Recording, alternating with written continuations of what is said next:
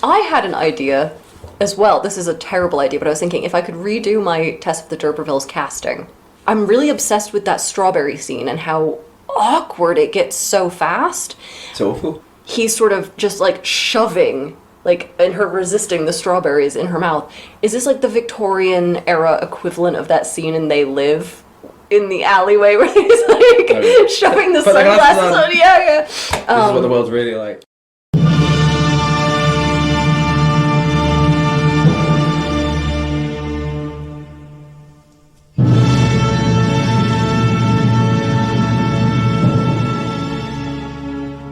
Welcome to Save Me From My Shelf, a literature podcast where we take classic tomes off their pedestal to make you less anxious about reading them. Our jokes come from a place of love and for a specific teaching purpose. However, if you think that making fun of great literature, and maybe some mild swearing, is offensive, this might not be the podcast for you. Hello, you are listening to Save Me From My Shelf, the literature comedy podcast. I am Abby, and Threepenny Halfpence sitting across from me is Daniel. I really thought I was going to be called Figgy Pudding. That's so disappointing. You're already, you're just not engaging. Threepenny Halfpenny. Threepenny Halfpence. I say halfpenny. I'm not calling you that. Or halfpence. Some people say halfpence. Ooh, I don't care for that. I don't understand your money. I refuse to learn. Yeah. Did I tell you that before? Yeah, but it's a good story. Tell me. Yeah, tell the world. Tell the listeners, our dear listeners. Before I moved over here 10 years ago, I didn't realize that Britain had decimalized, so I'm there like with my information about 100 years out of date, looking up guineas and bob and shillings and threepenny halfpence. And it's amazing that it went on so long, isn't it? 1971. That's mortifying, and then I came here and went, oh, everything. Yeah, it's just normal. Yeah. Just clearly I was real eager to start that Victorianist master's degree. Yeah. Well, today we are doing our Christmas special, and I'm going to do something a little unusual here. I'm going to do a set the scene. Whoa. Yeah, normally Daniel does set the scene, but... The world turned upside down. Well, it's a set the scene for the special, not for the text necessarily. So I'm going to paint a little picture for our listeners. Picture the scene. Aston University, the office of Dr. Abigail Boucher, now decorated with holly and strings of lights. There's soft, inoffensive Christmas jazz playing. I'm wearing a lovely velvet frock, and Daniel showed up wearing the same thing, so I made him change it. I just feel like you guys would be able to tell, you know? The listeners, they'd hear it in our voices. Loud material. I'm decorating a tree, and Daniel is lying underneath that tree, drunk on brandy and eating any sweetmeats and bonbons that happen to roll by his mouth. In short, we're in the 12 days of Christmas. And you know what else there have been 12 of? Episodes of this podcast. Turns out, Santa's been. Just a little early, just for us. So Daniel, please scrape yourself up off the floor and investigate what might be underneath my desk. Okay. It's genuinely requesting that I do this? Yes. What we have here are 12 small presents, one to represent a little joke from each of our episodes. Oh, wow. So I'll post photos of these on Twitter on each present when this episode is released on the 22nd of December, so you can follow along and see Daniel open them in sort of real time. I just wanted to thank you for being an excellent co-host. When we started this podcast 6 months ago, to say you were skeptical would be, I think, an understatement. You were terrified. Yeah, that's exactly what I have here, is that you were absolutely terrified in my notes. But you've always been my ride or die bitch for the last, however many years, and generally quite a good sport in all things, so thanks, you've made this podcast much better than it would have been without you. So, wow. Yeah, thank you. All right. Now I'm feeling all quite moved. Yeah, so am I. Thought we were going to be just kind of facetious and stuff. But... Oh, no, that's coming. So for those of you who don't want to hear a little memory lane trip for our first season, please skip ahead about 6 minutes. All right, do you want to start at the beginning? Right, a very good place to start. Frankenstein. Yeah. Episode 1. It's little miniatures of scotch. So you can go do your whiskey tasting. Yes, because that was a joke, wasn't it? Yes. Yeah. Because they go to the Hebrides. 2, Othello. Where's my next one? 2, Othello. This one is also an apology. I think I can tell what this one is. Because of a joke ruined. A hanky. 'Twas number 3. What does that mean? That was your joke! God, wow, how did you get that? Did you make that? Yeah. God, that's amazing. God. Very talented, aren't you? That took like an hour. It was not a big deal. Well, still. Wuthering Heights. This one I struggled with. I listened to this episode several times. I wanted to get you an applesauce tureen, but those are tremendously expensive. That's a bit much. Yeah. This is kind of a reach. Is it a special gun? No, it's applesauce cookies. Lovely. It's my grandmother's recipe. It's the closest I could get. There was nothing else. Oh wow, that's very. So we can, yeah. I mean, the special gun would have been cool too, but I mean. Episode 4, Gawain. Now, do you want to pull the cracker? Yeah, I want to pull the crackers. Okay, right. Hold on, wait. For Gawain. Sorry. You win. For those who don't know, listeners in America, what Christmas crackers are, they're these weird little, they look like sort of loo roll done up, or, toilet roll done up in, yeah, they are made of loo roll, aren't they? Yeah, in a, like, fancy wrapping, and inside you have a little paper crown and a joke and a toy. And you wear this, shitty paper crown for the rest of the day, and it falls off your head. Because we talked about crackers in the episode, didn't we? Yes. Because it was a Christmas special in the middle of summer, wasn't it? Pressing on with Gatsby. This is the best present. Okay. I was going to say right now, if it's not made of the finest human molar, I'm not interested. So what, you want Meyer Wolfsheim's molar inlaid cufflinks? Oh, Jesus. Is it? Where did you get that? It's not real tooth, is No, it? no, they're plastic molds. I don't know if you even have a shirt with French cuffs. We'll have to get one now. Oh, God.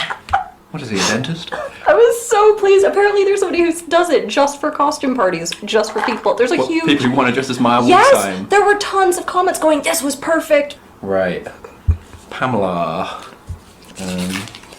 A club bar. I love clubs. No, but Daniel, they don't make fruit clubs anymore. Do you have any idea how long I looked for fruit clubs? I even went online. They do not make them. Wow. Clearly I don't love them as much as if I would have known that, wouldn't I? I would have been like out there protesting. Wow, I love the mint club is nice too though. God, okay, well I have... You're having one of these later. I was... Yeah, you're going to be having one of these too. Okay, number 7, got the small things. It's a mug. Listeners at home, I am being given a mug. I couldn't figure out what else to get you.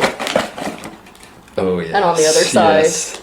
Plum bag for life. Yeah, I am. It's a Christopher Plummer mug. Ooh, it's the most disturbing mug I've ever seen. It's him from Royal Hunt of the Sun. I wanted to see what it was. I can't look away. Wow. Yeah. Oh. Sorry, it's really, yeah. It's hypnotic, yeah, isn't there's it? something amazing about that. Yeah. Oh. Number 8, the Crucible. To make a monocle, to make your own sound effect. I'll drop it in this. No, don't drop it. Wow, that's great. God. Yeah, because you wanted a sound effect whenever somebody was shocked of a monocle dropping in a cup of tea. Cocktail. Now you can make your own. Dracula. This one cost me nothing. Yeah, great. It's a thought, though, isn't it? It's a recipe for force meat implatata, which is what he has for breakfast. And what is this a recipe for? Paprika Hendel. Ooh, this looks good. Colour purple. Gotta be a jazz flute, doesn't it? Well, it's the right shape. Yep. Oh wow, it's not a flute at all. It is. It's a book. A Beaver's Tooth, with some account of the beaver's works and ways, of Indian legends about the beaver, and of curious old world beliefs of magical medicinal powers of castoreum and beaver's teeth. This is where we wrapped up the whole beaver poke. I remember. Wow. Maybe we'll do a bonus episode where we cover this book. Do a bonus episode where you read it. Pull in Andy Kaufman. Great. And then Oedipus. I didn't know if you had a postcard of Angra's painting of Oedipus and the Sphinx. The booby painting. Yes. Well, which Angra painting isn't like that? I didn't know if you had a print of that. Thoroughly, no, I do not. That's going to be going right up by my desk. I'm going to be weirded out by that forever. Thank you. I love a good postcard. And then I really struggled with Tess. I was going to get you a cheese making kit, but they were very expensive and apparently all turn out badly. But in fact, it is some wildflower seeds with a little note, an instructional note on the seeds. Plant while screaming, mind, amid the oozing fatness and warm ferments of the Froome Vale, at a season when the rush of juices could almost be heard below the hiss of fertilization. It was impossible that the most fanciful love should not grow passionate. The ready bosoms existing there were impregnated by their surroundings. So you can have your own little lusty, depressed Schopenhauerian, isn't nature sexy and we're all gonna die moment. I am so freaked out by that mug. Where's it gone? Okay. So we did get one letter, and they asked to remain anonymous. Hi, the letter starts, as is customary. I am one of your students. I hope it's okay. I am anonymous, as I am shy. Yes, that's fine. I have been listening since Abby mentioned it. In class, presumably. Yeah, presumably the podcast as well. And it made me really happy because I always liked it when you guys showed up in each other's lectures to fight and make each other laugh. We do fight a lot, Yes, I guess. Well... Less so in the podcast. This has been terribly collegiate. Yeah. Or is it collegial? Oh, do we got a fight brewing? Well, it's a miracle. It's a Christmas miracle. The podcast is like I'm still being taught by both of you. Oh, that's touching, isn't it? Aww. And we think it's cute that you seem to be friends in real life and not just for lectures. That's not true. We're barely acquaintances and quite cold transactional ones at that, I would think. Yeah. Could you read Romeo and Juliet, please? I remember Daniel had a funny joke, but I can't remember what that was, lol. Yeah, I'm sure there must have been a funny joke that I told once. I mean, there's a first time for anything. Apparently a last time since it's already happened. Yeah. Please keep doing the podcast. I love every episode. Now, there you go. That's, of all the thousands of hate mail that we're getting, these are the ones that mean something, aren't they? Yeah, thank you. We will do our best. I'm glad you're enjoying it. I'm touched that you listen to anything I say in class, let alone something presumably in the first week. That's charming. Okay, so, Daniel, what is our text today? Behold. I have two children with me. A boy and a girl. The girl has golden curls, huge squid-like eyes, and a solitary tear is rolling down her rosy cheeks. The boy, he's a scruffy lad. He has a cheeky grin, irritating mannerisms, possibly a funny name. They're both completely flat. The girl is mawkishness. The boy, whimsy. They are mans, and we cannot escape them, especially at Christmas. But you and I, we need to destroy these children. Because doom is written on their foreheads, and we can only destroy them if we go to the source, Mr. Charles Dickens, and in particular, his 1843 novella, A Christmas Carol. Mawkishness and whimsy is absolutely, you hit the nail on the head there. It goes without saying, we are about to spoil this book for you, so if you've never heard of A Christmas Carol before, and you somehow are listening this far into the podcast and still don't want to be spoiled, just turn it off and walk away. And don't come back. Trigger warnings. Ghosts, just all things with ghosts. Consider this your blanket trigger. Poverty, death generally, and childhood death more specifically. And I need you all to know that I'm going to be very flippant about Tiny Tim. So if that's gonna be an issue for you, then maybe turn this off, because I am not a fan of Tiny Tim, and I will not be quiet about it. Yeah. Do you want to do some background? Yeah. Dickens. I wrote a joke here. I wrote that he was Victorian Britain's foremost doorstop producer. You would build them up over monthly instalments. About a year in, you could keep your door open. After 20 months, it was complete. That's a joke about serialization. The novels that he wrote generally came out in monthly installments, sometimes in newspapers, sometimes kind of independently. Right? It's like TV shows, really. Yeah, it's like TV shows. Yeah. Like before we marathoned things when they were all released in one go on Netflix or whatever. Yeah, that's why the novels are so long and prone he to was change. He was paid by the word as well. Yeah. But that's why sometimes Victorian novels don't sit well with people, because they're so long. Also, like his first novel, The Pickwick Papers, it wasn't very popular, and then he introduced this Cockney character, Sam Weller, who was only going to be in one installment, and he was so popular that Dickens was like, great, that guy's going to be in the rest of the novel. So like they're not maybe plotting, they're not in cohesive, a way, that you would associate with like maybe 20th and 21st century novels. Yeah, so tumultuous childhood, his dad was in debtor's prison. He had to work in a bootblack factory as a child, which apparently wasn't very nice, as you might imagine, although he got out, unlike all the other kids working there. He later became a journalist under the pen name Boz, and then he started kind of getting into novels after that. The works are very sentimental, aren't they, but also satirical. We're going to talk about his sentimentality. So Dickens was famous for, he was sort of considered a master of emotion, and there are times that he genuinely, even today, really makes you feel a lot. Like, I've laughed out loud at Dickens' novels, which I never expected to do. I laugh all the time them, yeah.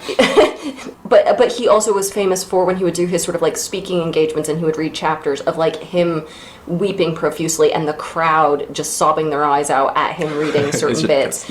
And there were bits where, especially at the end of A Tale of Two Cities, that kind of blindsided me. I did not expect to get choked up at that because I'm a stone cold bitch, as you well know. Yes. It really tugged at my heartstrings. But he has a tendency, because he is so into feeling, I think occasionally overplays his hand. Mawkishness. And goes into melodrama and mawkishness, and sometimes, much like with Tiny Tim, I laugh a little bit because it's so ludicrous. You must have a heart of stone to read The Death of Little Nell without laughing. That's what Oscar Wilde said. So, what book is Little Nell in? Old Curiosity Shop. Yeah, that's such a great kind of bitchy remark. That is how I feel about Tiny Tim, and I think so. I do have a bit of a note here. Daniel, bless him. Do you want to talk about your reaction to A Christmas Carol? It is ridiculous, especially because of all the horrible things that have happened in the books that we've read so far. But A Christmas Carol and any adaptation of it, they all make me cry. And I'm not talking little, tearing up. I'm talking like full bawling. It's very sweet, actually. I think it's tremendously sweet. You're so sarcastic, and then once a year, it's like your people in the 40s and 50s. You rationed like sugar and feelings, and you only got one of them back, and you only let out your feelings, like you have a very narrow window once a year, and it's just true. I do cry at a lot of Christmas things, actually, but this one always gets me going. It's very manipulative. That's why I don't like it. So Daniel and I have very different emotional reactions to this, and I was thinking this when we sort of did our like rough notes about what points we're going to cover in this. My notes are so sarcastic that they border on rude, and yours are very like heartfelt and intellectual and all of this stuff. So you can be both. You can be both, and I think we will hopefully balance each other out here. But I'm gonna try to tone it down for your sake. Please do, yeah. But if you're gonna make me choose between you and sarcasm, you know which way this is gonna go. So.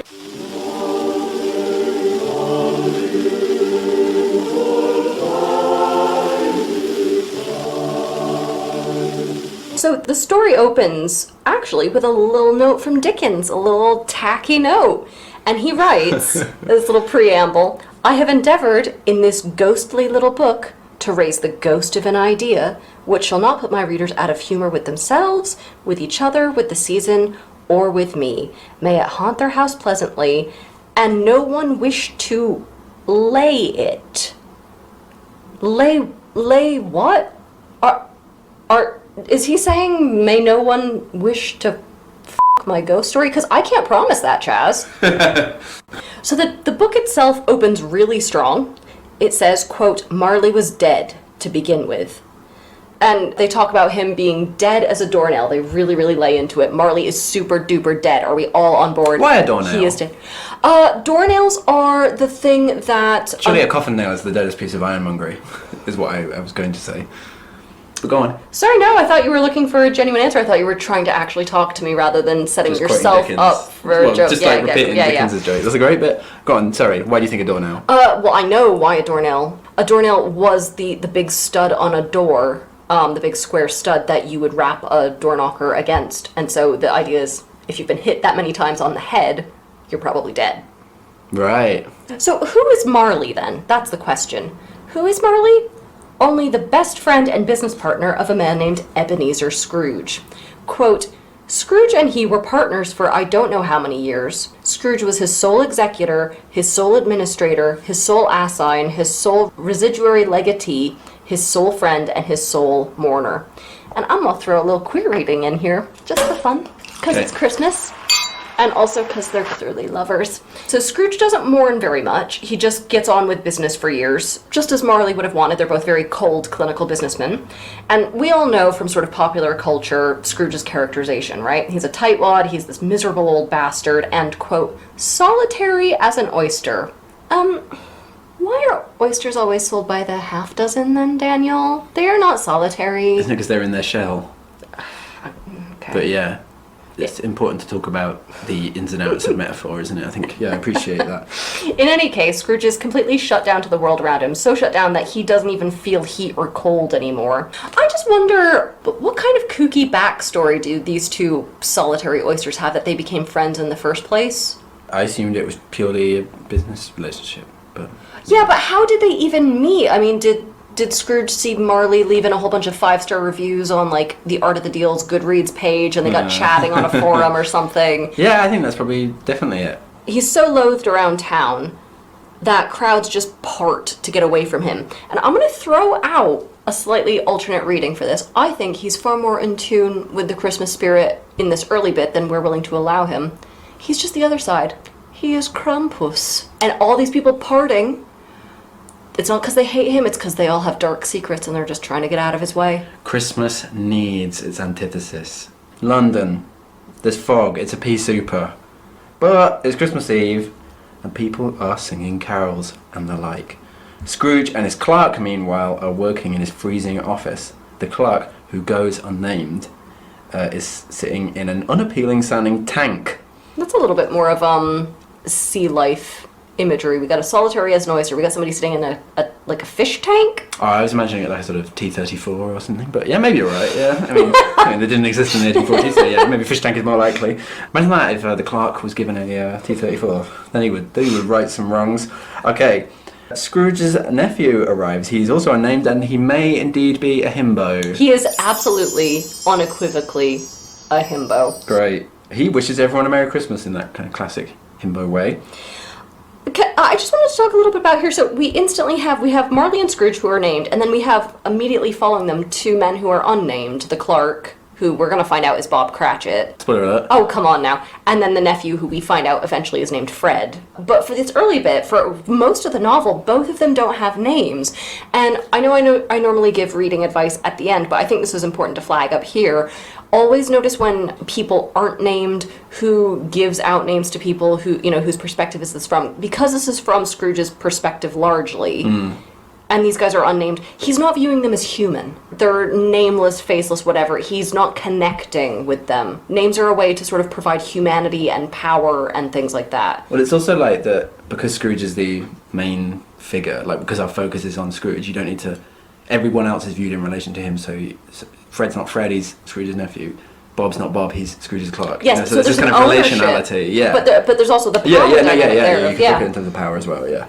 So, yeah, Scrooge is unimpressed by this Merry Christmas greeting and says, "What right have you to be merry? What reason have you to be merry? You're poor enough." "Come then," returned the nephew gaily. "What right have you to be dismal? What reason have you to be morose? You're rich enough." Hoo-hoo, right, yeah. So... Scrooge is like, pleasure? This isn't France! Yeah, exactly, yeah.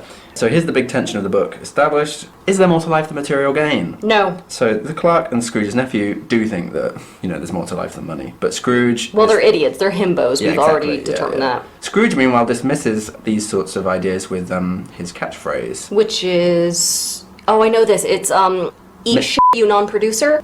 Bah humbug.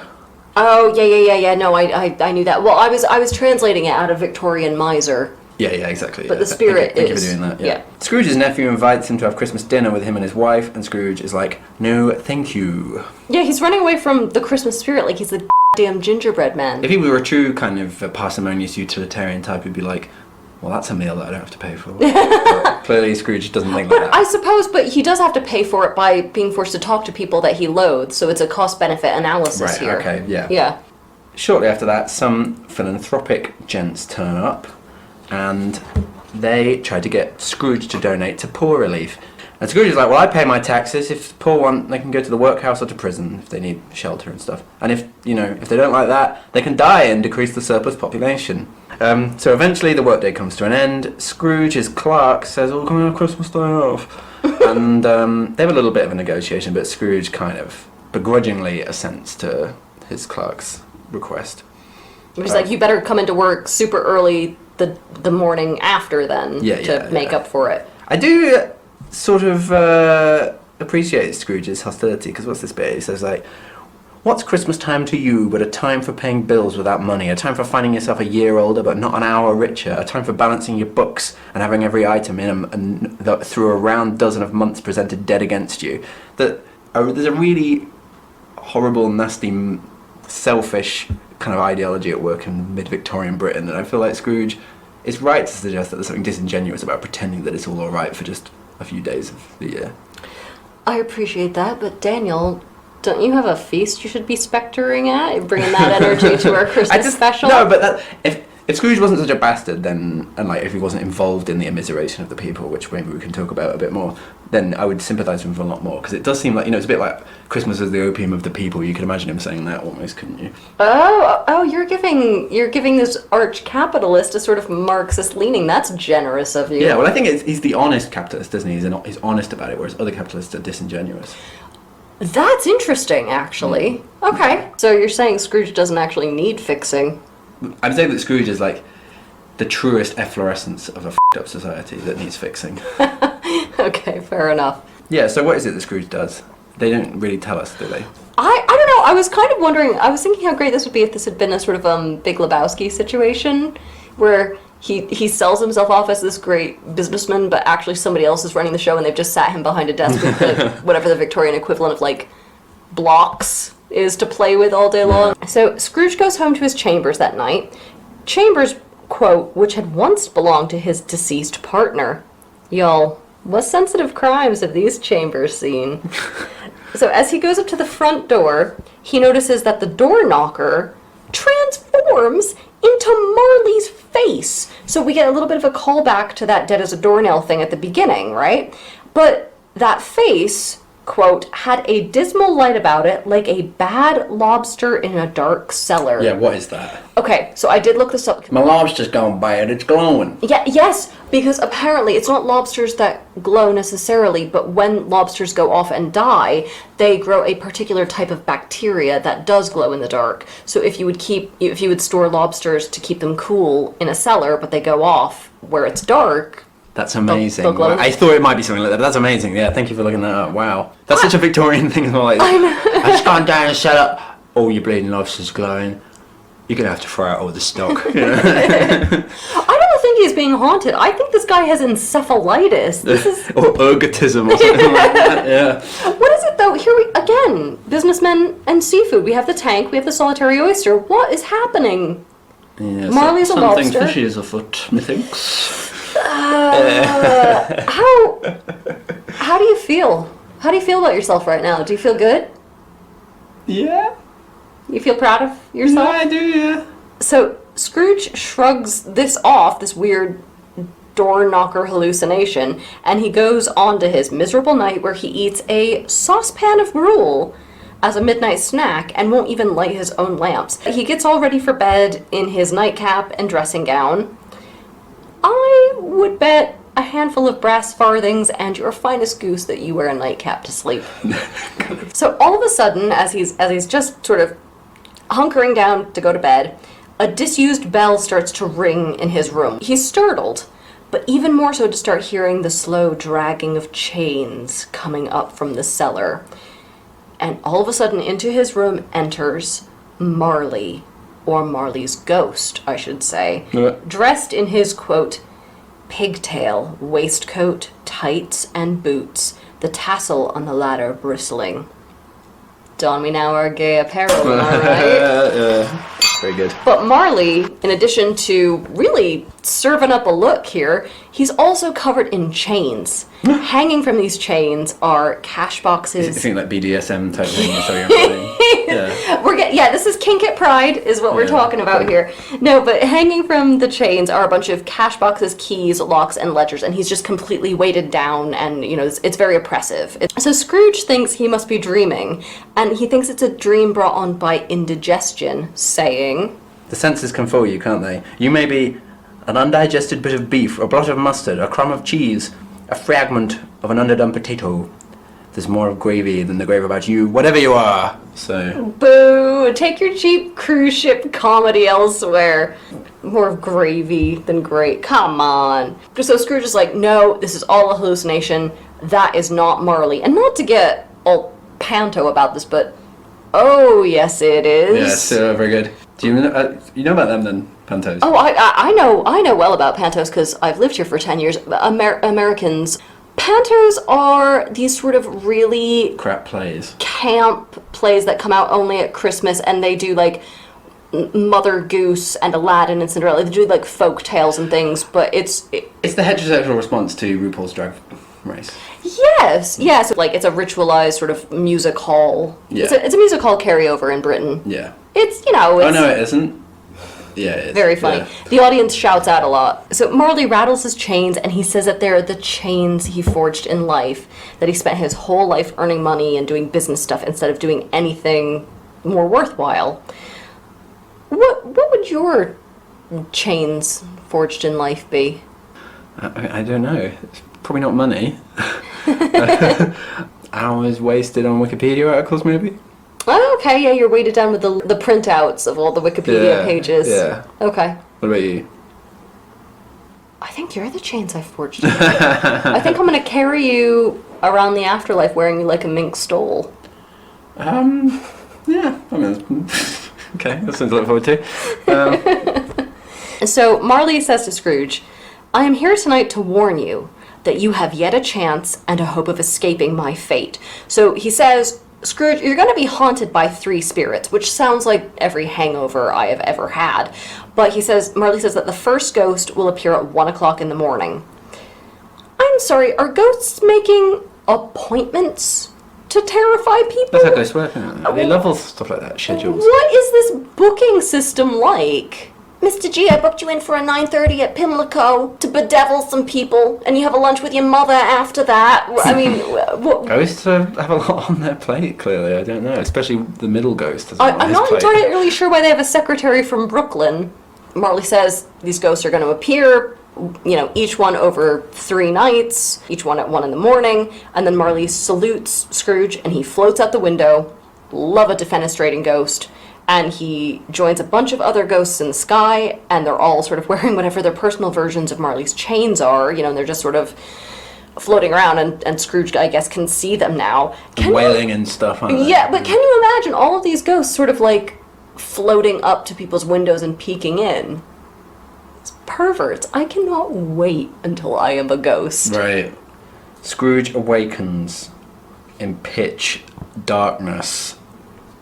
Apparently he's been asleep for the whole day. Well, yeah, because his logic is, well, I know I went to bed at 2 o'clock in the morning, and now it's 1 o'clock in the morning, right? Yeah, and yeah. he's basically like, what fresh hell is this? I'm nothing if not a stern empiricist. It's twisting my melon, man. Yeah. Yeah, as you might say. Yeah. Sorry. So it's really dark. 1 o'clock comes around. The bed curtains are suddenly drawn aside. He's got one of those sort of like cupboard beds. Please, just please don't be Alec d'Urberville is all I was thinking in this. Just as a bird. Pleasuring himself.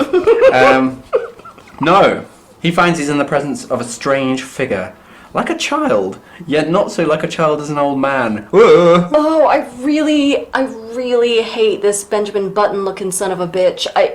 He's very well described in this, but he's very creepy, and That's a good bit. I think it's I know, spooky. like it's effective. When I say I hate it, I mean Dickens is doing exactly what he means to be doing. Yeah, this is the creepiest of the ghosts. I would Yes. just say going forward. It has long white hair, a perfectly smooth face. Ew. Long muscular arms and legs. Absolutely That's not. what we all like. And wears a white tunic. Okay. So it's got a weird angelic creature. It emits a strange flickering light, and its appearance kind of fluctuates in that light. Now a thing with 1 arm, now with 1 leg, now with 20 legs, No. now a pair of legs without a head, No. now a head without a body, No. of which dissolving parts now outlined would be visible in the dense gloom wherein they melted away. So there's all mad stuff going on. I mean, either somebody is messing with the space-time continuum, or somebody slipped Scrooge an edible. Just throwing that out there. Edible. Drugs narrative. Oh, honey, do you not know what an edible is? Go on. It's like a gummy bear, but marijuana. Light emits from its head, and it carries a big hat-sized candle snuffer. It's sort of like a sort of weird kind of angel, old man, child, muscular candle. It's the ghost of Christmas past. Scrooge is like, long past? No, your past, the ghost says. Wait. So this thing is a ghost, presumably, because from where I'm sitting, this is a rejected Dolly drawing. That's what this is. So he's like, no, your past. The ghost's like, I'm here for your welfare, so you better take heed, boyo. You better take heed. The ghost's like, follow me out the window. And Scrooge is like, I'm mortal and liable to fall. The ghost is like, stick with me, Sonny, and you'll be alright. Yeah, that's a good bit. He's like, I got you, boo. And boo works on 2 levels here. Do you get it, Daniel? Because he's a ghost. Oh, yeah. Yeah. Look, Michelangelo saw the David from a block of marble. I read this book, and that's the joke that came to me. Yeah, the ghost, there's some kind of implication that the snuffer cap has some kind of power over the ghost. I don't, like it is a sort of big candle or something. I don't really get that. Also, like, it's sort of like, I was thinking about the old Sphinx's riddle and, 1 leg in the morning and 2 legs at night and 7 legs in the afternoon and, all that stuff. The ghost's like that, isn't it? Like, all, like, different stages of human life, but in a kind of mad, psychedelic way. I kind of feel like there's a bit of that going on. Oh, hark at you. I like that. Yeah. Look at you building on previous episodes. Yeah. Yeah, also, in different adaptations, they never really get this right, do they? This kind of weird, like, ageless, flickering hermaphrodite. I've seen a few different adaptations of A Christmas Carol, and this is one of those things that I think can't really be adapted. Exactly, yeah. Because the whole point is that Scrooge cannot even conceptualize what he's seeing, and then if you show it through a visual medium, you need some kind of consistency. Well, you have to be able to convey it in some sort of way. Yeah. And the whole point is that this thing cannot actually be captured by vision. Yeah, that's great. That's why that's such a great bit. Yeah. So the ghost takes Scrooge's hand and they walk through the wall and appear suddenly on an old country road. And Scrooge recognizes this road as one from his neighborhood as a boy. So the ghost says that no one can see them and they've gone back in time, and Scrooge had really better brace himself to confront all of his demons and feel all of his feelings. So this ghost is just the Caramo Brown of time travel. Don't get that. That's just a little joke between you and me, listener. Daniel doesn't get it. This is just for us. Great. Excuse me, Daniel. I don't even want to know what it is. This is a private conversation. Do you mind? No. So they stumble across Scrooge as a boy, all lonely at school, reading Ali Baba and the 40 Thieves. And he's also reading Robinson Crusoe. And Scrooge as an old man gets sort of sentimental about these things. But I think it's always really important. Here's another little bit of advice threaded through this. Whenever characters in books read other famous books, what are the major themes of that? What are those stories about? These are carefully selected, right? So Ali Baba, we have a man who gets rich, profiting off of other people. And Robinson Crusoe, which is about a chronically unsatisfied man obsessed with money who doesn't learn his lesson and therefore very isolated as well. Ends up stranded and alone for decades. The actual characters in the books genuinely appear, don't they? Like Scrooge's imagination sort of is running around the dormitory that he's in. There's ghosts within ghosts within ghosts. Oh, I like that. That's really good. That's really, really good. Scrooge spent like every Christmas at school alone. Like all the other kids would get taken home for Christmas, and he would just stay. It was like a boarding school, right? So he like spent all these miserable Christmases reading Robinson Crusoe. And his little sister Fan shows up to bring Scrooge home, and she says their father's had a change of heart. He wants Scrooge home with them this Christmas. They're all going to have a wonderful holiday. And they do. They end up having this really nice Christmas. What's going on there, though? So Scrooge has been at school for years. His dad never brought him home for Christmas. Then his sister turns up and is like, Dad's kinder than he used to be. I don't know what's going on there. Like, that's something really weird's going on there. Yeah, it's never explained. Yeah. It's never explained what happens. But his dad has had some sort of change of heart. His dad's been visited by 3 ghosts, maybe, yeah. It's in the blood. So Scrooge, as an adult then, there with the ghost, reminisces about this beloved younger sister and about this last great Christmas that he had. And the sister died years ago after having had this nephew, Fred, and Fred's all that's kind of left of the sister, and it's very touching-ish. Next, we are transported via the magic of ghosty magic to the site of Scrooge's first job, the warehouse of Old Fezziwig, who's a kind of an eccentric old guy who wears a Welsh wig. And I looked this up, and it's like a kind of wool cap, which I was thinking, is that like Scouse laptop? Are you familiar with that term, Scouse laptop? I've never heard that term. It's sort of a bit of a nasty term, really, but for like a pizza box. It's like a woolen cap is like a Welsh wig. Do we want to explain to our American listeners what a Scouse is? Because we would Scouser is somebody from Liverpool. So Scrooge and the ghost watch his past self and his former colleagues enjoy a bit of a Christmas party at Fezziwig's expense. So everyone's all kind of getting drunk and dancing around, and You couldn't photocopy your arse back then, could you? They've got a clerk there scrivening in pictures of people's asses. And that guy, he's taking like a good hour on people's asses. It's not a pleasant gig for him. That wouldn't be pleasant for you as well. Those buildings are not warmly insulated. Yeah, a lot of people are getting like serious arse frostbite just from having a scrivener draw their arse. But that's what Christmas parties are about. We have a Christmas party at the end of the week. Please don't. I beg of you. Offer to scriven people's. How old is Scrooge at this point? He's what, like 18? He says this is apprenticeship, so I feel like it probably could be like teenager or 18 or late teens. Fezziwig has got a violinist in, and that guy's playing. Everyone's dancing. There's games. There's dances. There's a hearty spread. Oh, this is your. Yeah, right. This right up your alley. There was cake. There was negus, which is a kind of mulled wine thing. There was a great piece of cold roast. And there was a great piece of cold boiled. And there were mince pies and plenty of beer.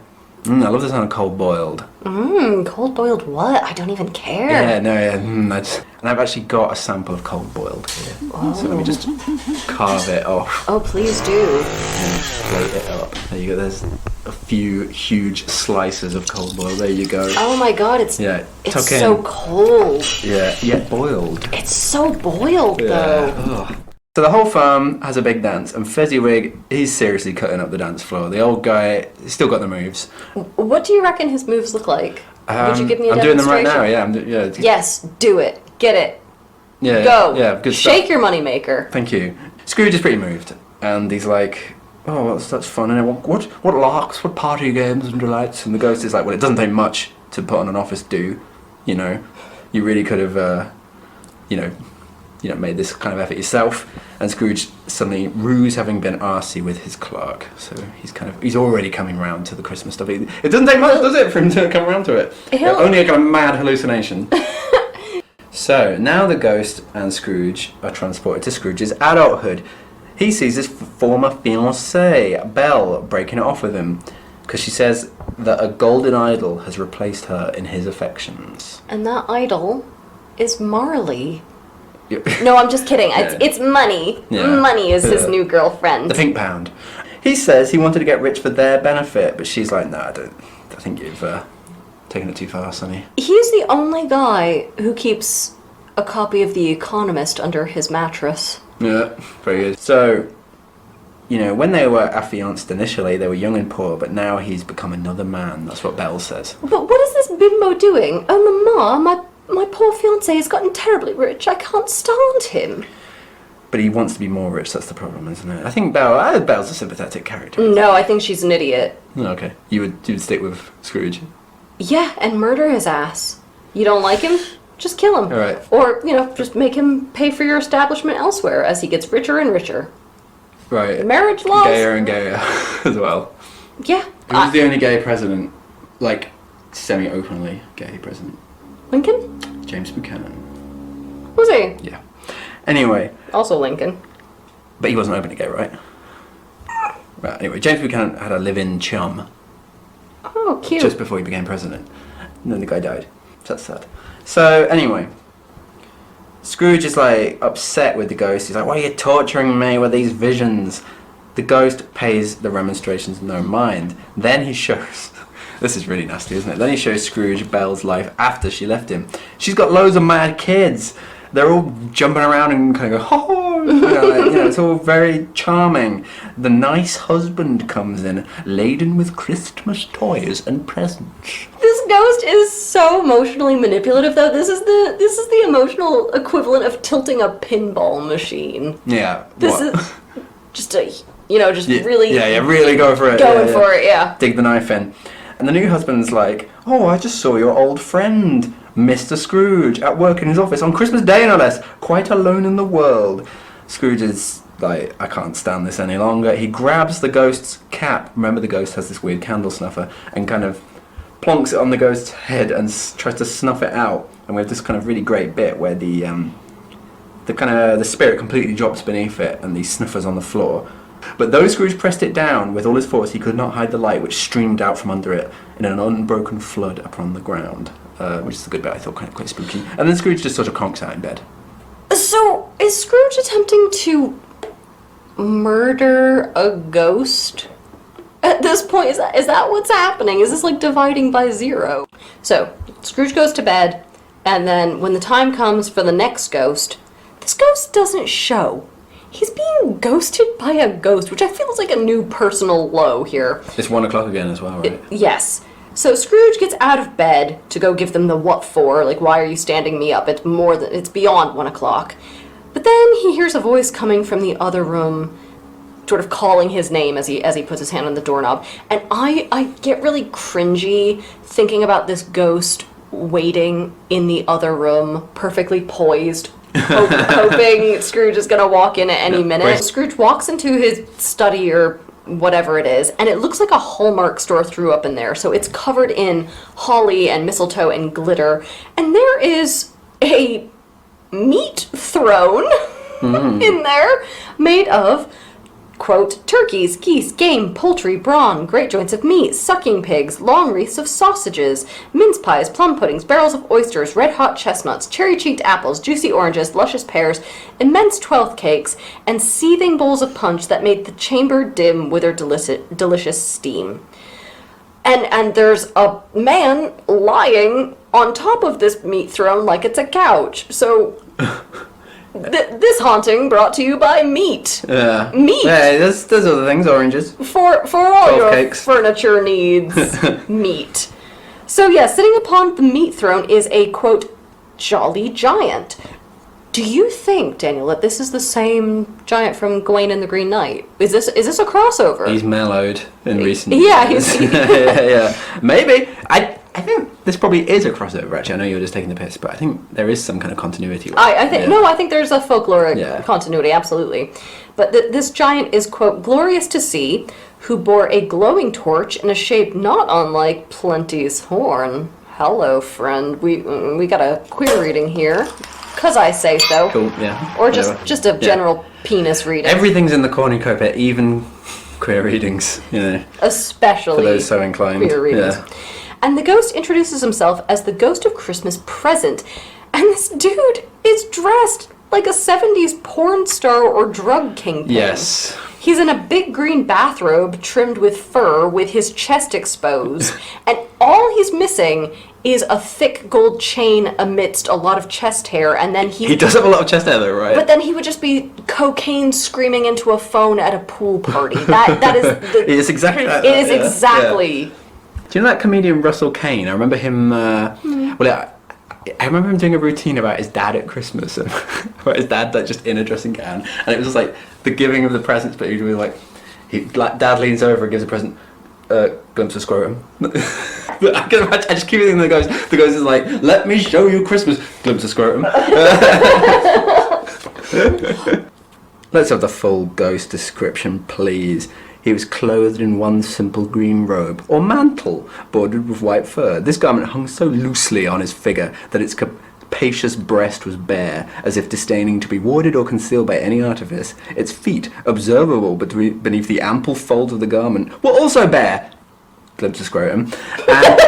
And on its head it wore no other covering than a holly wreath, set here and there with shining icicles. Its dark brown curls were long and free as its genial face, its sparkling eye, its open hand, its cheery voice, its unconstrained demeanour, its joyful air. Girdled round its middle was an antique scabbard, but no sword was in it, and the ancient sheath was eaten up with rust. Peaceful men, that's the vibe, right? Again, peace for all men, scrotum for some men. Okay. Scrooge and the ghost, they have a bit of a chat, don't they? So Scrooge is coming round to his reformation already. Scrooge is like, conduct me where you will. I went forth last night on compulsion, and I learned a lesson which is working now. Tonight, if you have aught to teach me, let me profit by it. And the ghost is like, sure, I'll help you. I'll teach you. Baby, touch my robe. Yeah. And just go, touch my robe! It's just like that, isn't it? Calm down, Debbie Does Dallas. But so this robe has the magical ability to make meat thrones disappear, which is a great tragedy to me. But also to transport people to Skid Row, which is where he and Scrooge go next. Scrooge and the ghost are in the city streets of old London town on Christmas morning. It's grim out, but everyone's in a really good mood because, you know, Londoners are always cheerful and friendly and helpful and stuff like that. They're all greeting each other and exchanging facetious snowballs. Americans, this is a joke because people in London are supposedly very cold and unfriendly. There's all nice stuff in the shops. Really good onions. Dickens makes a special effort to describe the really good onions. Yes, but why did you notice that? Is my question. Do you eat onions like they're a hand I'm just fruit? having a bite of it right now. I've got one of the onions right here. Yeah, lovely. And there's Norfolk Biffins, which is apparently a type of apple. And my least favourite Wes Anderson character. Norfolk Biffins. Very good. People are all going to church. They're taking their dinners to be cooked by bakers. Apparently that was something they bet then. Oh, that's cool. The ghost sprinkles incense from his torch onto their food. And whenever it looks like a row's going to start between people who are like in the queue or whatever, they're like, yeah, get out of fucking way, it's my fucking turkey next. The ghost drips a kind of strange liquid on them and they're all like patting each other's backs and being mellow. So there's a kind of literalized Christmas spirit going along. You need magic stuff to make people like each other, especially in London, because otherwise they are going to just be like tearing each other's throats out. Is this a somewhat of a drug reading as well? Because everyone just like, he like sprinkles some magic liquid on them and everyone just like really chills out. It's just give the gift of heroin this year. Exactly, Only at JCPenney. The ghost next takes Scrooge to Bob Cratchit's shitty... Who, sorry? The unnamed clerk. Oh, he's called Bob Cratchit, is he? Thank you for... He's finally called Bob Cratchit, I think, at this point. Yes, okay. And Bob Cratchit's wife is dressed with what I would call confident ugliness. Oh. And they've got a bunch of kids, including a kid named Belinda, which I love. And they're all gobbling potatoes, which, I mean, who among us? So, there's also a kid there named Tiny Tim, who has this little tiny baby crutch and, quote, has his limbs supported by an iron frame. Could we make Tiny Tim any more pathetic? Because he's basically, at this point, he's a sentient death rattle wearing a newsboy cap. They come home from church, don't they? And Tim says it's something like, it was good for people to see me, to remember Jesus, or something mad like that. I am just locking eyes with Dickens and making the jerk-off motion. Yeah. What exactly is wrong with Tiny Tim? Is it rickets or diphtheria or another Oregon Trail disease? I kind of thought that he was sort of malnourished and also just like generally kind of deformed. Yeah, some disability. Kid's got problems anyway. But he's basically Dickens is using this wee disabled boy as this sort of tool of melodrama. Narrative crutch. Very good. I'm not here for it. So Tiny Tim is just sickeningly good. He's a nice kid. No, he's not. He is what adults think a nice kid is. He is sickeningly precocious in a way that no child has ever been. Victorian adult wants kids to speak unless spoken to. Listen, if I had the opportunity, I would strangle Tiny Tim with my bare hands. Right. So literally nothing to say to that. So I told you I was going to have strong reactions. Yeah. So they sit down to dinner. Their meat selection is a bit lackluster. It's no good for sitting on.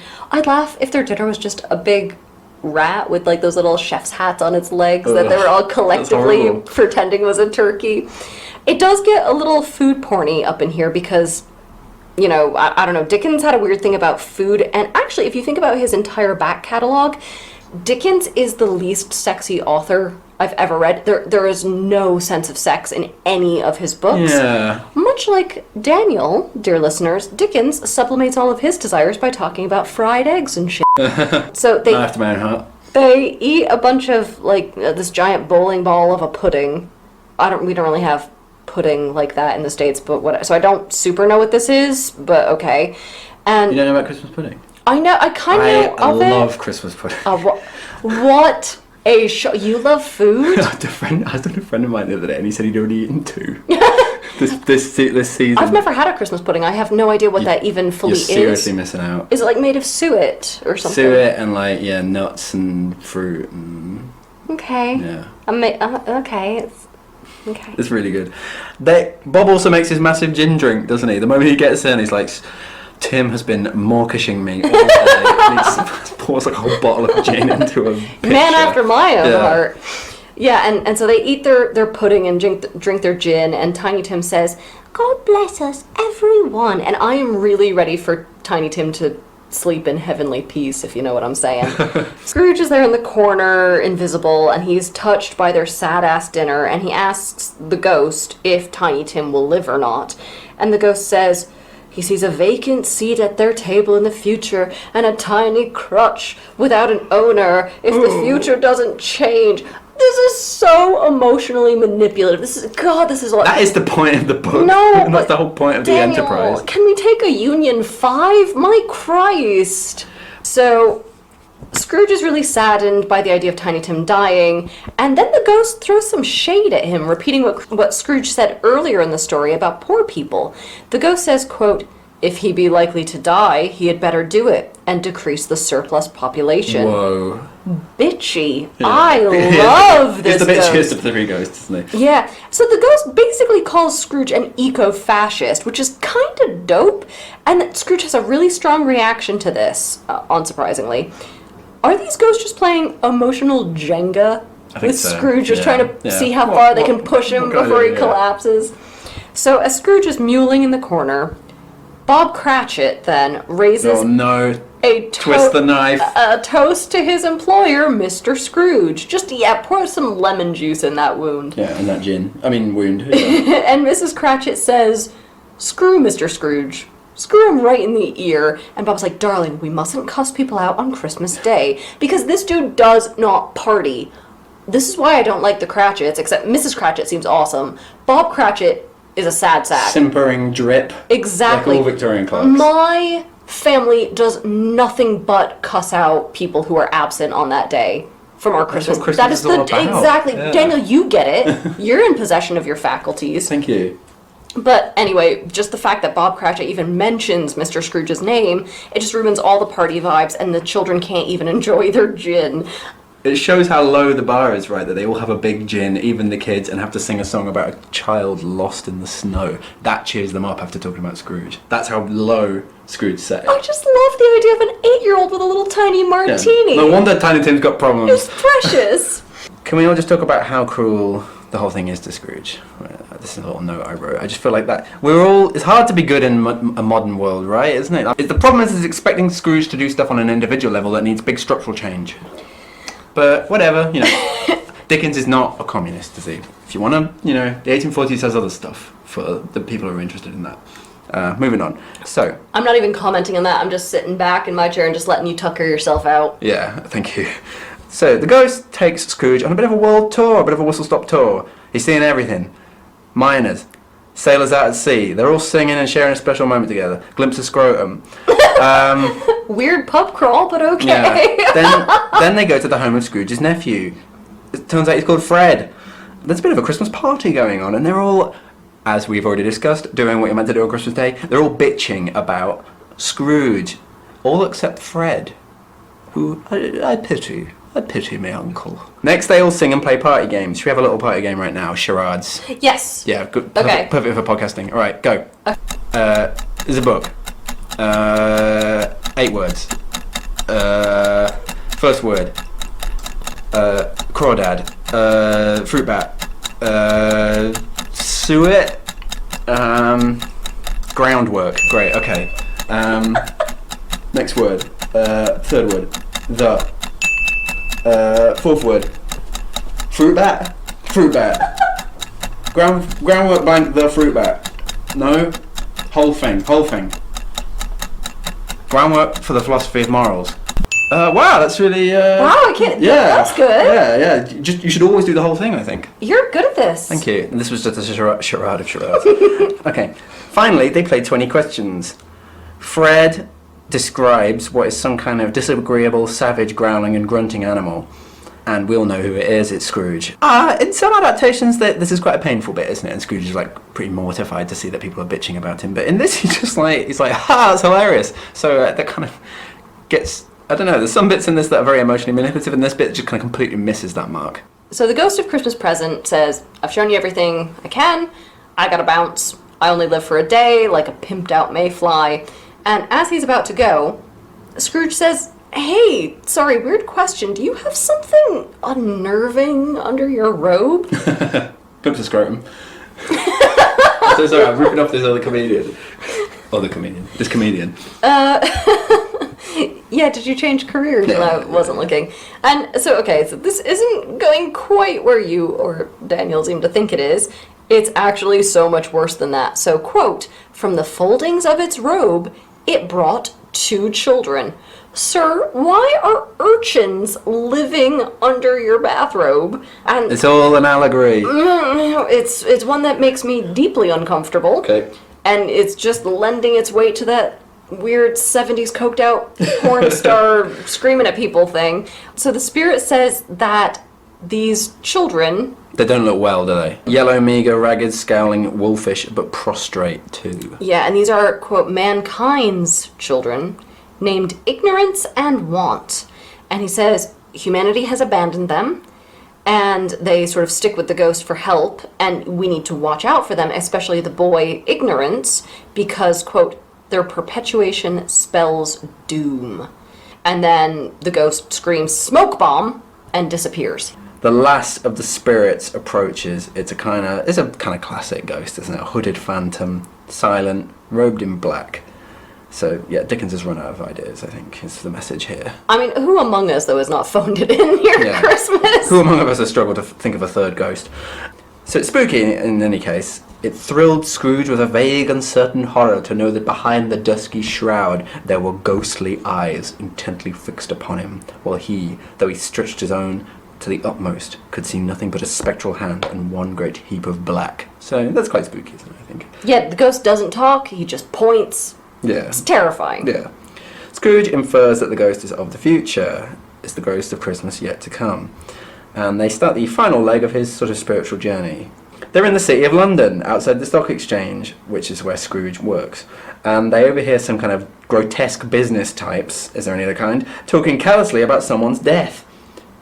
It's likely to be a very cheap funeral, they joke. That's a good one. Yeah. Scrooge next recognises a few of his old peers, acquaintances, strictly in a business point of view.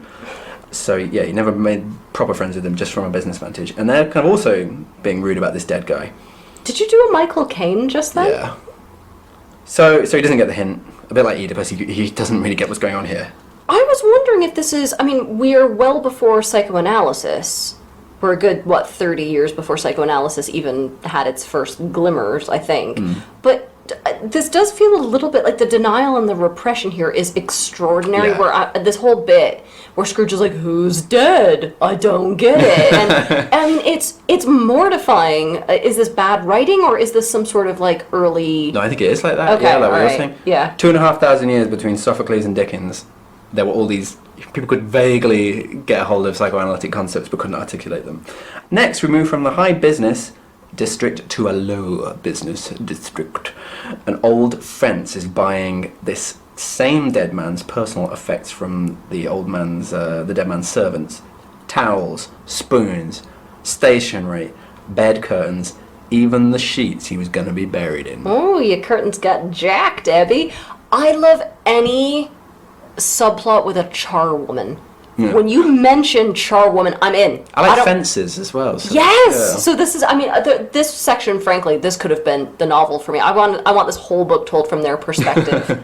So the servants, they've broken into this guy's house to get their wages and whatever, and, steal stuff. And they're like, well, no one liked the dead guys, and he didn't have anyone to leave his stuff to, so it's fine.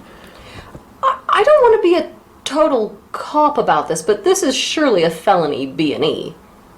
I mean... Do you really want to risk doing a nickel in the big house over some curtains? You just go and hide in a rookery for a few months and you're fine. Yeah, Scrooge is disturbed, but he doesn't get it. He's like, I see, the case of this unhappy man might be my own. My life tends that way now. Merciful heaven, what is this?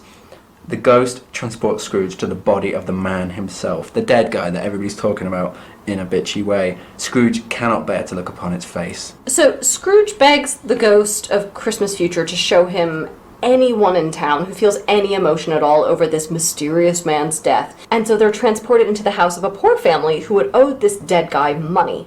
And the husband in this family had been trying to renegotiate his loan, but he couldn't get a hold of the money lender because turns out this guy was ill and dying. Now somebody else is going to take over this loan, and the family don't know who it is yet, but they're delighted because whoever takes it over could not be worse than this original guy. So they all cheer his death. Scrooge is like, I don't mean that kind of emotion. Let me see some tenderness connected with a death. A being the operative word here. Good, nice and specific, Scrooge, thanks. So we're transported then to Bob Cratchit's house, and everyone is really sad, but only sad because Tiny Tim has finally kicked the bucket. Look at me crying over here. Yeah, wow. Look at these tears. The floor's flooding. They're the genuine article, these tears. Yeah. So Scrooge gets to see what it's like for somebody to actually mourn a dead person, and Dickens just really drizzles the melodrama over the section of the book like it's goddamn maple syrup. Finally, Scrooge asks to know the identity of the dead man he saw.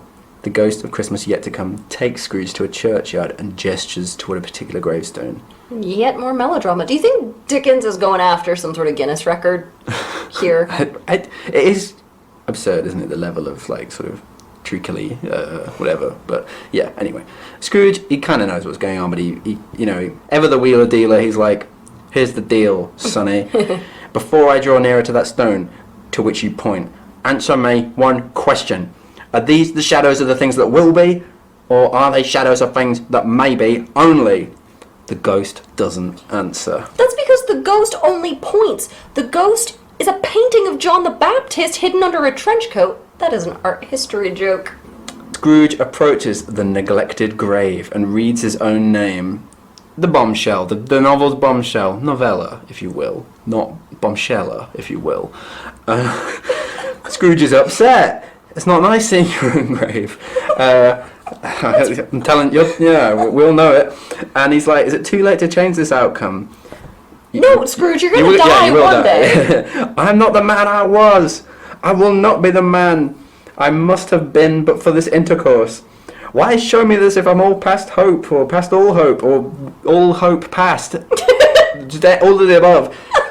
Scrooge is like, I resolve to honour Christmas in my heart and try to keep it all the year. I will live in the past, the present, oh yeah, and the future.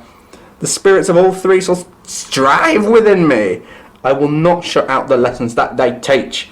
Oh, tell me I may sponge away the writing on this stone. The ghost, taciturn fellow, doesn't say anything and just kind of implodes and turns into one of Scrooge's bedposts. Scrooge is in bed. That's yet more unrealistic body expectations for me to live up to. I can't implode and turn into a bedpost. Thanks, Dickens. Yeah. Thanks. So I was thinking, actually, as one of my friends observed years ago when we were talking about this book, how much of Scrooge's change of heart is because he's actually learned a lesson from a haunting, and how much is just because he had a stroke in the middle of the night? There's some Christmas cheer for you. Well... Christmas cheer. Yeah, have you had a stroke in there?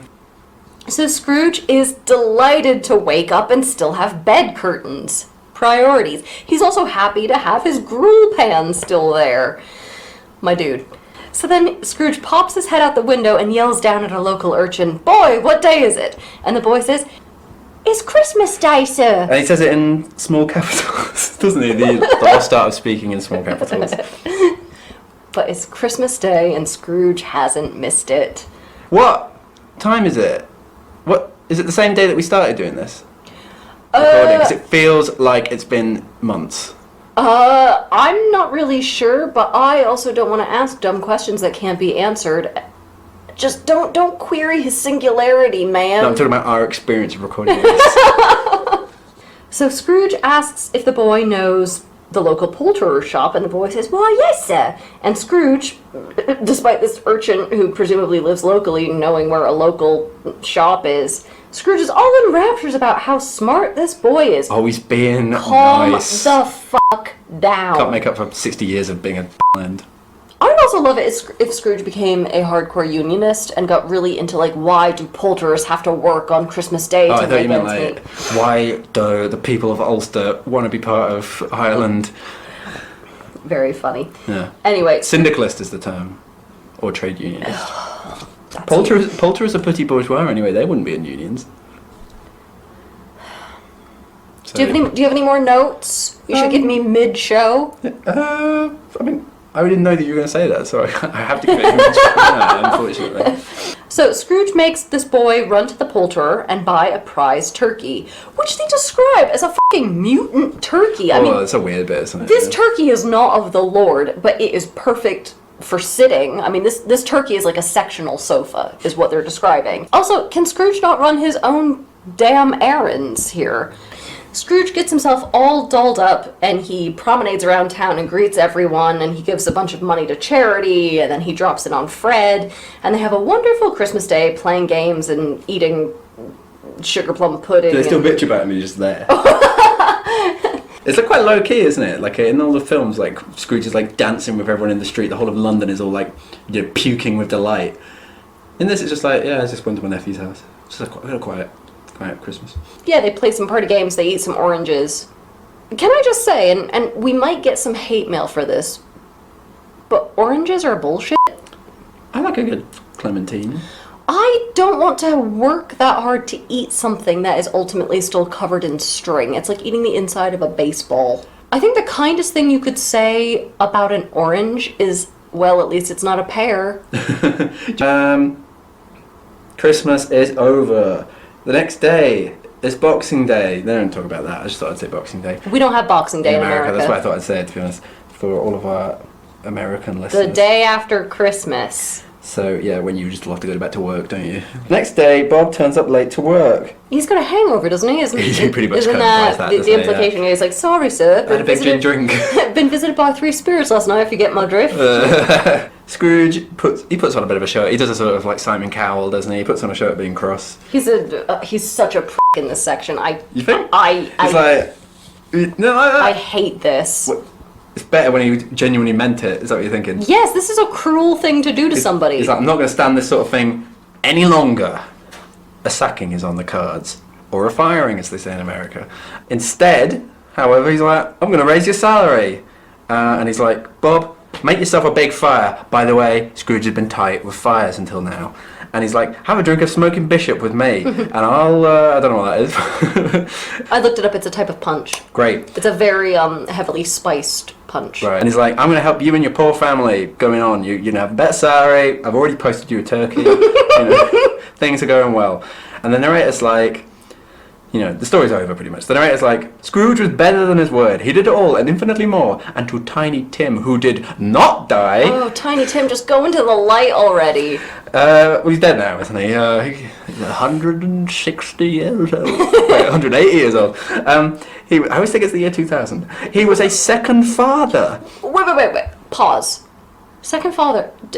Does Scrooge enter a polycule situation? Yeah, definitely. Yeah. Cratchit you nailed it. Yeah. Right. He became as good a friend, as good a master, and as good a man as the good old city knew, or any other good old city, town, or borough in the good old world. A lot of good old things. Doubt it, also. Yeah. Even there's a guy in Swindon who's bloody nicest guy I met. Even though some people laughed at Scrooge's reformation, he didn't care. That's a bit that always moves me. I'm not going to listen to your cynical remarks. I'm just going to keep on going. He was never in need of spiritual intervention again. There's some kind of joke about him. He made the same joke that you did, actually, didn't he? Dickens does, about being visited by 3 spirits. He's like, I'm going to abstain from spirits going forward, so you've been beaten to it. I hate this. Complicated. I hate this book. Yeah, sorry. So anyway, God bless us, everyone. Hurrah!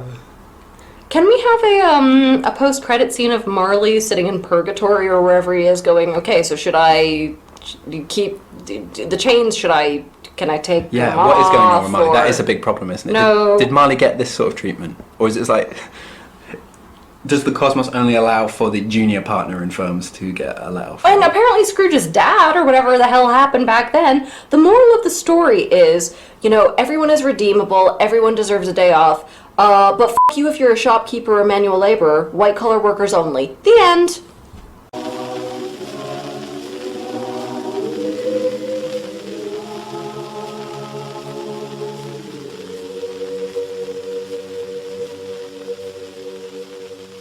If ghosts came to you to tell you to change your ways, how would you improve? Well, that's the thing, isn't it? The other thing is, maybe it's quite easy for some London banker at the kind of high point of English capitalism to make a change. But, yeah, what am I going to do? What would you do? What, if ghosts came to me? Yeah. Sling your oak, you'd be like that. I'd have incredible upper body strength. That's how I change. Yeah, right. Okay, cool. That's the only flaw I have. Like the Ghost of Christmas Past. Casting. I'm gonna need you to go with me on this, but this might be the best idea I've ever had. The best casting ever! Firstly, do you have any idea how difficult it is to do a new adaptation of A Christmas Carol? Because this has been done so many ways. Finding a new angle is very difficult. Many times, many ways. So I'm going to heavily reference 2 films from the 80s, and hopefully our younger listeners are still slightly aware of these in the zeitgeist. Right. What's what 80s films? You will know both of these. Okay. At the heart of A Christmas Carol, what is it? It's an intervention story. A friend from your past who sees that you need to change the trajectory of your life. So we open on Wallace Shawn in a restaurant. It's been exactly 40 years since his famous dinner with Andre, and he has found out that his beloved friend has just died after a long illness. And Wallace hasn't actually been consistently living his life to the fullest to connect with his friends, like he sort of promised his friend Andre years ago he would do. So he sits at this table, trying to honor his fallen friend, and a voicemail comes through. And it's from his friend Andre Gregory before he died. His last act was to arrange something to pull Wally out of his funk, to connect with him again, like he did so many years before. And he's arranged to have 3 of Wally's friends come to visit him at the restaurant that night. The first of these friends, Carrie Elwes. He and Wally talk fondly about their time on The Princess Bride, the hopes and dreams they had when they were younger, the careers they could have had. He leaves and is replaced by Mandy Patinkin. They talk about where they are now. The Battleship Potemkin? Mandy Patinkin. Right, okay. Inigo Montoya. Ah, right. Jesus. So they talk about their careers now, you know, how different these careers have been from their early days, the wonderful variety they actually enjoy today, but what's still missing. And as he stands up to leave, he puts on the table a picture of Andre the Giant. Yeah, we're starting and ending with Andres. In the Holocaust cloak from The Princess Bride.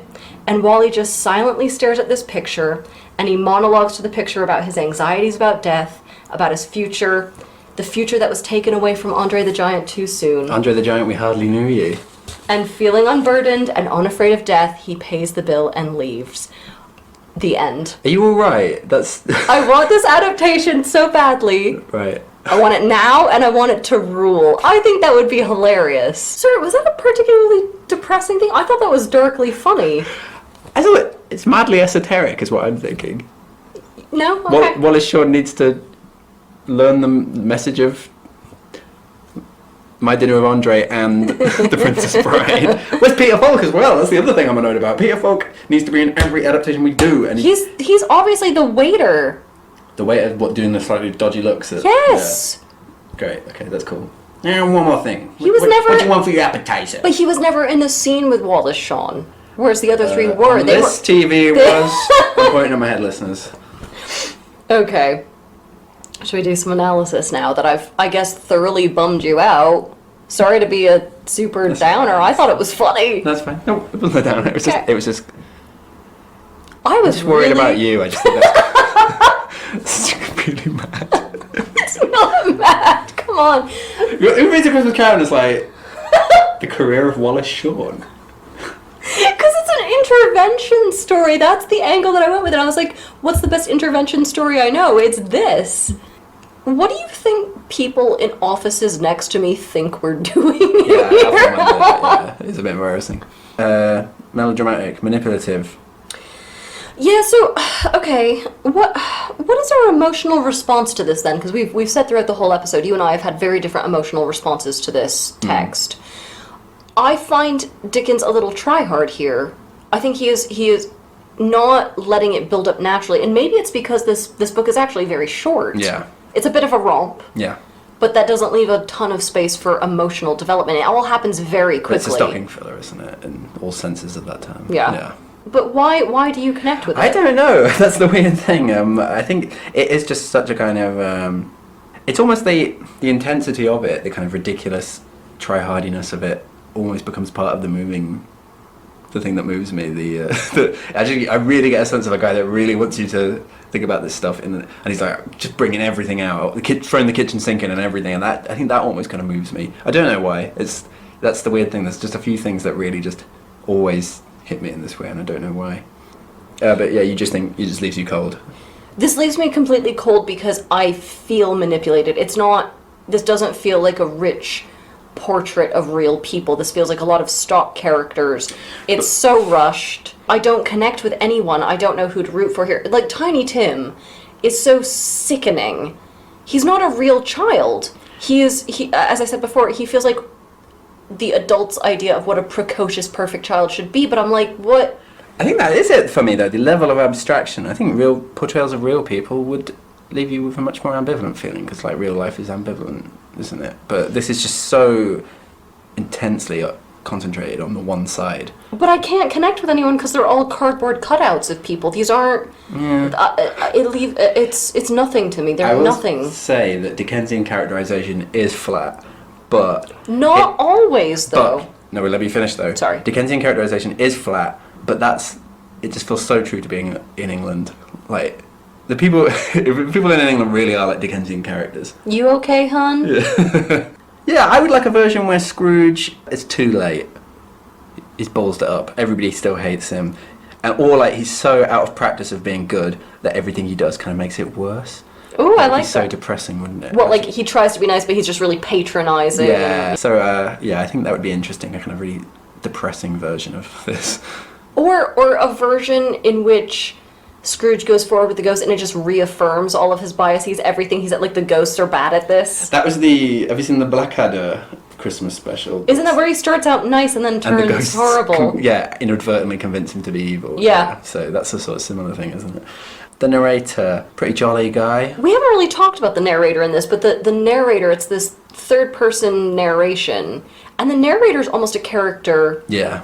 Themselves. Yeah. I mean, the voice is so strong. They're making all these jokes. They're cracking wise. They're like, "Oh, come with me." They're a ghost leading us, the Scrooge figure, through this story. Well, it's the mise en abîme, isn't it? The ghosts. It is a ghost story that's trying to move us in the same way but via a ghost story that's trying to move Scrooge. So it's all kind of happening on different levels. Yeah. Yeah. So what about the morality of it then? Because it seems like it's more about, it's very middle class, isn't it? It's more about individual behaviour, charity, rather than like social change.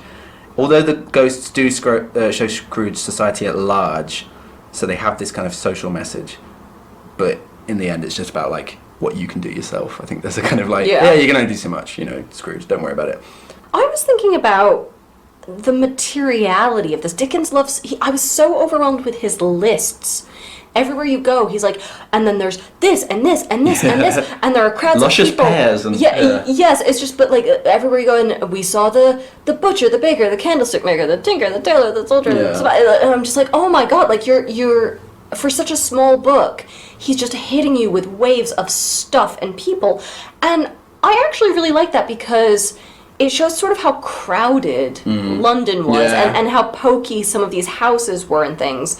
But I was thinking, like, this needs to be decreased in terms of the surplus population. Yes, yeah. This is you're having some Malthusian literary criticism. Yeah.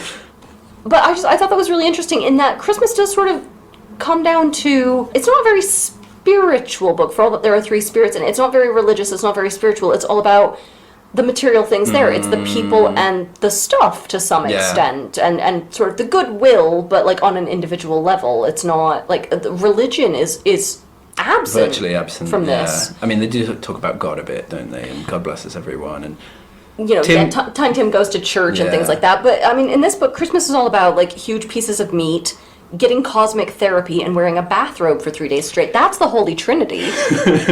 Yeah, you're right. That's the Victorian kind of invention of Christmas, though, isn't it? Christmas to us has a sort of quasi-secular quality. That it's not really secular. It has a kind of spirituality. Like, I'm not religious, but I am spiritual. It's like that, isn't it? Christmas is. It's kind of it's lost what a lot of its former kind of purely religious Christian sort of stuff. And I think we're at ground zero of that here. This has stuck with us for so long. This is still so huge in the popular culture. We get a new adaptation of this every few years, certainly every 10 years, since 1843. You could see this being a real paradigm shift in terms of how people perceive Christmas. This is like set that in stone. But it's weird, isn't it? Because it's the character of religious thought that there is a moral cosmic order. Yes. Miracles can happen and change people's behaviour and stuff, but without any actual precise content associated with Christianity. Yeah. So my advice, I've given you some little tricklings of advice throughout this whole podcast. I'm feeling generous. It's a little Christmas present. My advice, and this isn't so much advice as a gift that you can give yourself, and my permission to give yourself this gift. So this is my first time reading A Christmas Carol. What? I've obviously seen adaptations of it. I obviously know this just from popular culture. But I'm a Victorian scholar, and I've never read this book. What? Now, Daniel, this is my advice. Okay, carry on. I could feel really bad about not having read this before, but at the end of the day, you can't read everything. Speak for yourself. I'm sorry, how many times have you read Tess of the D'Urbervilles? Yeah, Any Thomas Hardy? Loads of the books on this have been my first time. I know, yeah. But so gaps in knowledge and gaps in experience are normal. You cannot have read everything. And the gift I'm giving you, the advice I'm giving you here, is that anyone who gasps and makes you feel bad about having never read a book is an asshole. Also, on the other side of things, I love this book, and you can still trash a book that you love, I think is another... Sometimes when you like things, it's not apparent why it works. That's sometimes harder to recognize. I mean, I failed to articulate it here, but I think a good place to start is to think why you like it. It's almost, you kind of have to analyse your own pleasure in a kind of weird psychoanalytic way. Yeah. And I think there's, it's kind of... it ends up being a lot more interesting, actually, if you start exploring those sorts of things. Like, what is it about this that I like? So we've actually released on Twitter what our next episode is. So starting in probably, mid to late January sometime. I don't think we've quite picked dates when the next episode will be released. We're going to take a bit of a hiatus, but we'll be coming back in mid to late January 2022 with Gulliver's Travels, which I am reading 1000% against my will. That's classic post-Christmas blues text, isn't it? Yes, Daniel has insisted that we read this. We're going to be doing all of the plotless books next series, aren't we? Anatomy of Melancholy, Tristram Shandy, The Man Without Qualities, Flatland, something by Kathy Acker. No, we are not. We are doing all the heavy hitters. We're just starting with a book that I hate, so you can come back and listen to me be enraged. Good way to get my energy up after Christmas. Yeah. We're looking at another season of 12 episodes taking us into the summer, and then maybe we'll take a little break then and figure out, where we are going forward. If you are looking for more Christmas content, we mentioned this before, but we do have our Sir Gawain and the Green Knight episode, which is, I think, even more of a Christmas episode than this one. Yeah. And I think, you disagree with me slightly, I think that's our funniest episode. I really love that episode. If you haven't read Sir Gawain, you don't need to know this text. Just trust me, the plot is bonkers. It's very sex-heavy. Enjoy that if you're looking for something else to listen to while you wrap your presents. So please write into our email at savemefrommyshelf@gmail.com or tweet us at smfms_podcast. Take a couple of minutes and subscribe if you wouldn't mind. It just really helps us out. And, from all of us here at Save Me From My Shelf, by which I mean me and Daniel, have a wonderful winter break, and, may Santa remain credulous to you and blind to all of your misdeeds. Wow, yeah, very good. Christmas. And Happy New Year. No, I don't wish that for you. Well, I'm looking forward to Hogmanay. And we've lost our last remaining Scottish listener. That was a Danish accent. Thanks for listening to Save Me From My Shelf. Our music is the Overture to Don Giovanni by Mozart, and cover art is by Catherine Wu. Our thanks to Aston University's Centre for Critical Inquiry into Society and Culture for funding the startup of this podcast. Contact us at savemefrommyshelf@gmail.com or at smfms_podcast Podcast on Twitter. And do not, I'm going to remind you, do not forget to rate, review, and subscribe. Do not forget. Thank you.